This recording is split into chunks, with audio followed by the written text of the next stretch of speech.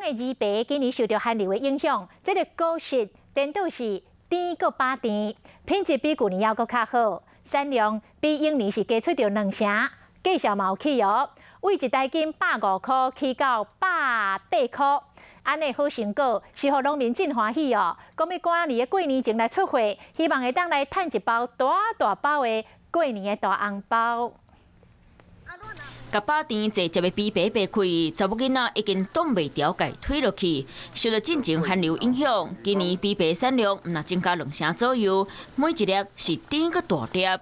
这个枇杷是比较属于温带的水果，气候有起波的寒流，对枇杷是没有受到寒害，反而是更好，因为它的成长期增长啊。除了产量变多，今年的枇杷真水，嘛有价销对咧变贵，贵1斤150起到180。紧甲田内底枇杷慢慢的，搁一袋一袋家装好，尾啊放去后仔内底。农民讲，这2年果子园加强管理，还咧喷农药，所以发出来枇杷拢真好看。即摆农民爱赶紧出货，希望会当紧赚一笔钱，会好过年。